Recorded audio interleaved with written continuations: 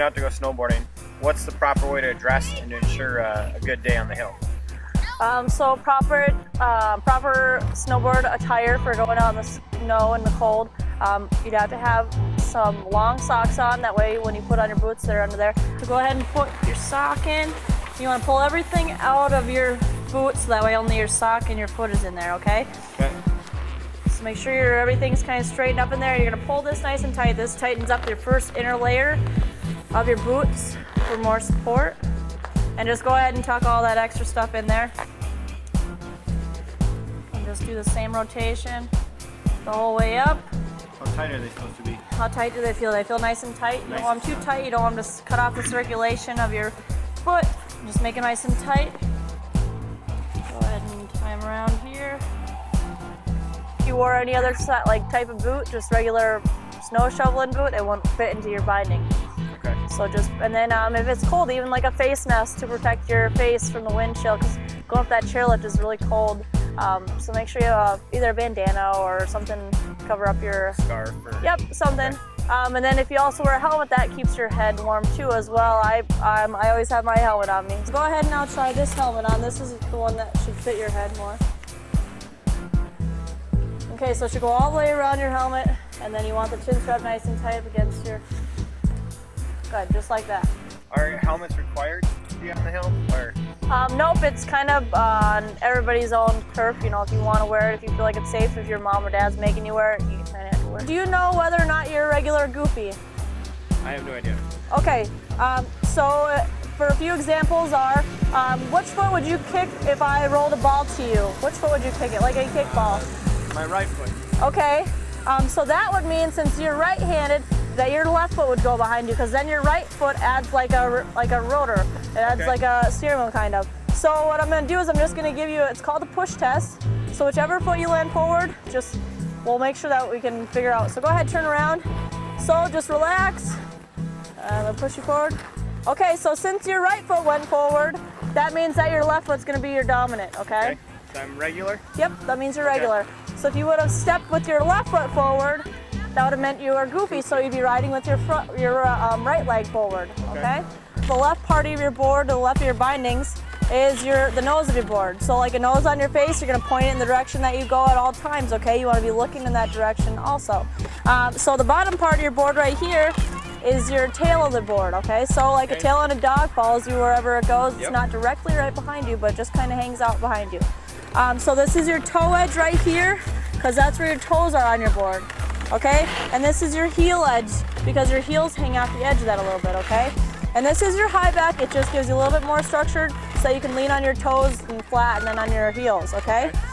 So if you have any excess snow down here, wipe it out, because it's a little bit difficult to ride.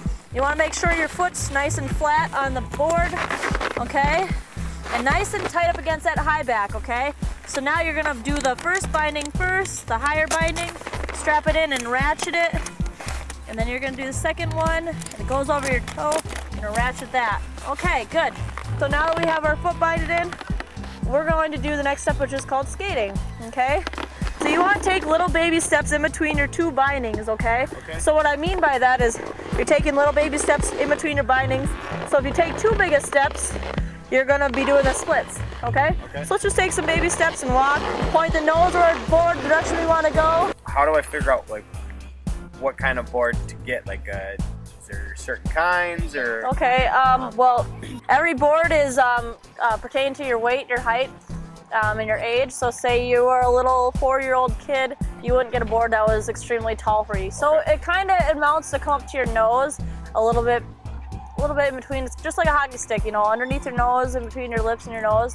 But depending on what you're riding, you know, you want, if you're a girl, you want a girl's board. If you're a guy, you want a guy's board. Girls' boards are a little more thin, narrow. Yep, they're narrow and they're a little less rounded at the top. The guys, they're a little more thick and they're kind of bulkier, but that's because guys have a lot bigger feet than girls. So it goes with your snowboarding boots too. So say you have a really big boot, you don't want your boot hanging off of a girl's board half on and half off. So you want that wide thickness to make sure that your boot goes there. And we're gonna give ourselves a couple steps and go ahead and glide. Okay, looking where you want to go. Good job. Give yourself a few more pushes. Good job. So we're gonna point our board in the direction we wanna go. We're gonna use our right foot and push it around to meet our left foot, and then do a heel side stop, okay? Okay.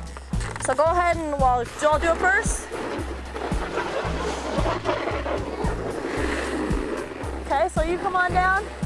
You can drag that heel a little bit. Good, see how your toes are nice and lifted up? Good, you want about a couple inches, well, an inch and a half to about 2 inches off the ground because you don't want to catch that toe edge. Okay. So there's basically 4 steps on how to get up and go down and stop.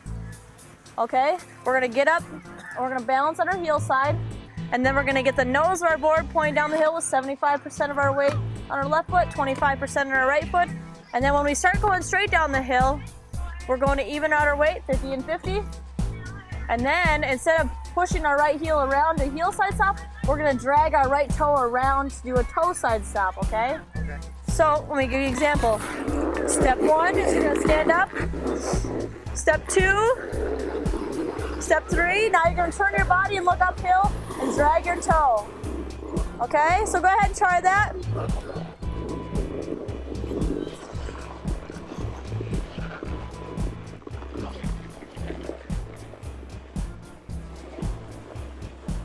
Look uphill. Good. Now, so we got that figured out. Now just kind of take me through what, I guess, like some of the steps are. Now we figured out, you know, I'm regular footed, going down the hill. Do I jump on the chairlift and do I just bombard the hill and say good luck? Or you know, if you can kind of just walk me through some of the steps on to best get me prepared to accomplish the most of the day. So in order to go up the J-bar, you're gonna have your right foot up against that back binding, okay? And you're gonna keep your feet forward, but you're gonna turn your shoulders and point it up the hill, okay? So have you ever gone wakeboarding before? Yep. Okay, so it's the same concept. You're gonna hold on, so it looks like a J. You're gonna hold on to that flat bottom part, okay?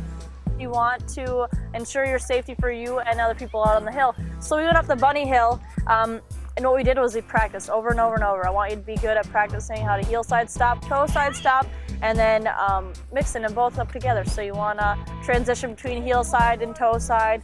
That way you can get your nice carve down the hill. As soon as you get up to number 4 at the J-bar and you have full confident like that you're like doing a great job, that you can stop on demand, you can maneuver yourself the way that you want to go down the hill. You can incorporate the chairlift. So we learned how to load and unload on the J-bar, right? Yep. We are going to learn how to go up the chairlift as well. So it's the same concept as the J-bar. It's pulling you up the hill to where you want to go.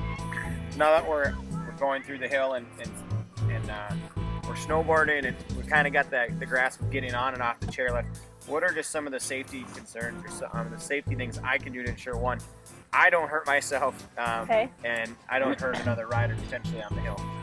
Something I would avoid is if you get into a situation that you're very uncomfortable with, just go ahead, take off your board, walk down the hill, and then come back to the bunny hill and start fresh. You don't want to put anybody else's life at danger. You don't want to put your own life at danger. If you don't know which hills are which yet, maybe figure that out. Come take a look at a map or something. But you want to be safe for yourself because other people on the hill might not be as safe as you are, and they might run into you, but you can't control that. But you can control, okay, I got to move out of this guy's way because he's flooring down the hill. And he doesn't know how to stop yet, but I know how to stop, so I'm going to move myself away from that situation and avoid getting creamed by somebody.